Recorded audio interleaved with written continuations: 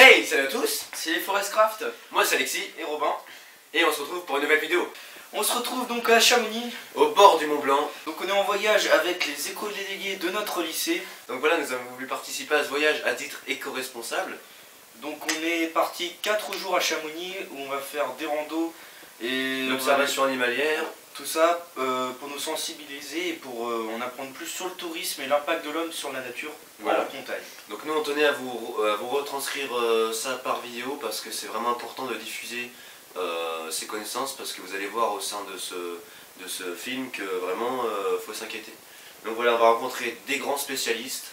Voilà, des guides de montagne, des spécialistes de vidéo, des scientifiques du CREA en centre de recherche, plein de gens qui vont nous en apprendre beaucoup plus, et donc tout ça vous allez voir dans les séquences qui suivent.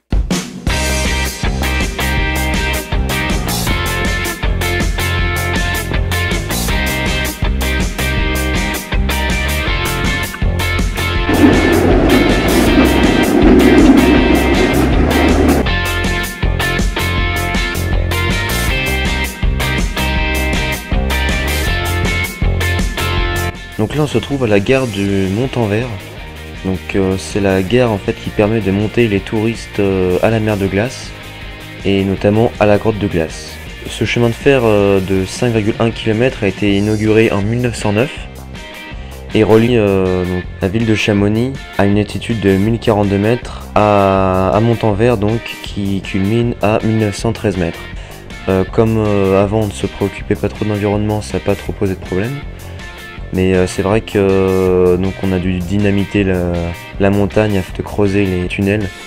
Donc c'est vrai que ça amène beaucoup de monde. On estime que par jour, plus de 8000 touristes peuvent monter et prennent ce train. Et donc ça fait qu'ils ont vraiment un accès facile sans être équipés à la mer de glace.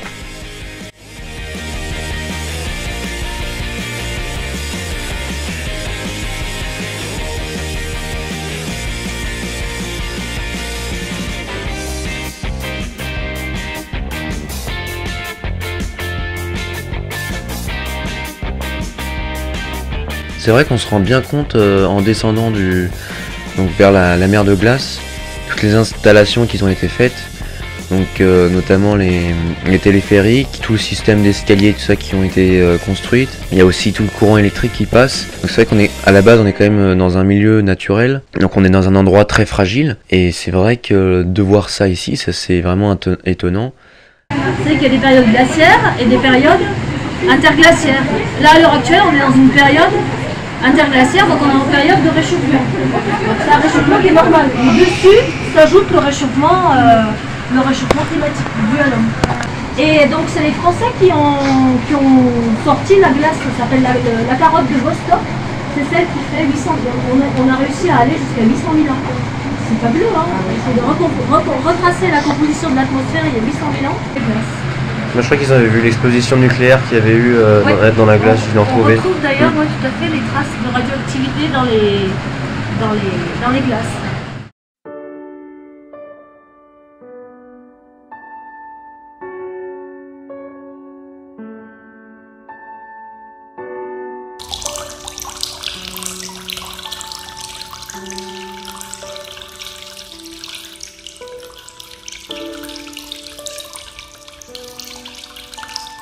Grosse question, doit-on autoriser la création de cette grotte, sachant qu'on est en période de réchauffement climatique où les glaciers bougent beaucoup, hein, ils se retirent beaucoup, et que les glaciers ils avancent.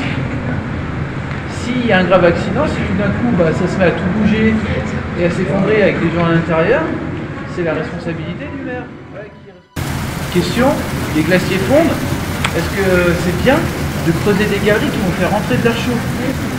Là, on ne le voit pas, mais sous nos pieds, un peu plus loin, il y a d'énormes travaux. Parce que l'eau qui fond des glaciers, on s'en sert. On s'en sert pour fabriquer de l'électricité.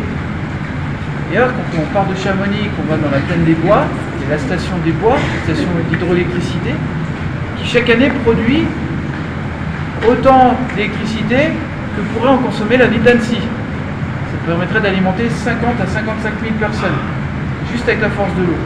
Voilà. Si on s'accorde à regarder des faits, des relevés précis, scientifiques, qui sont faits sur des laps de temps assez longs pour dire qu'il y a un réchauffement ou pas, le dernier rapport du GIEC s'accorde pour dire qu'à 97%, il y a bien un changement climatique, il y a bien un réchauffement climatique, et qu'en plus, on est les principaux responsables de ça. Est-ce qu'on a pris le chemin de changer de comportement, de réduire nos déplacements, de réduire l'industrialisation? La réponse, vous l'avez. Hein. C'est pas moi de vous la donner. Hein. Simplement en regardant autour de nous, on change de portable tous les ans. On veut le dernier high-tech. La voiture, dès qu'elle est un peu usagée, il faut la changer. L'ordinateur portable, il est obsolète, on change. Et tout ça, c'est des matières premières.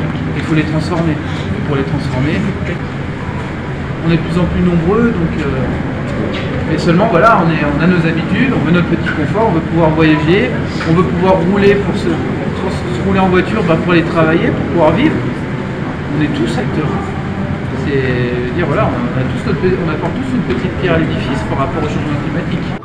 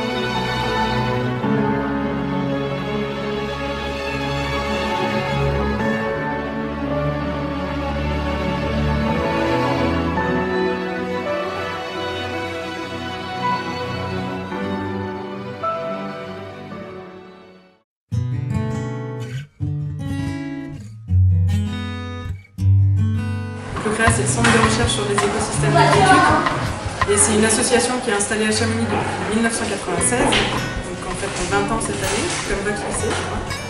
Et on a une double mission, c'est à la fois la recherche scientifique sur les milieux de montagne, donc la recherche en écologie, et la diffusion des connaissances. La recherche est en cours pour savoir quel est l'impact du changement climatique sur les milieux de montagne.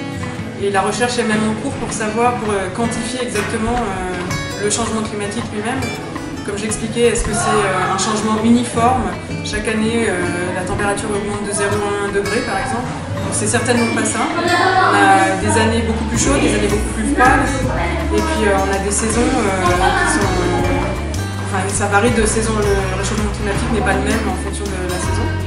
Et donc globalement, on sait qu'il va y avoir un impact, et il y a déjà un impact. La végétation a déjà remonté en altitude par exemple, parce que les conditions deviennent plus propices en altitude. Mais on ne connaît pas encore tous les impacts sur la biodiversité, et c'est justement ça qu'on étudie.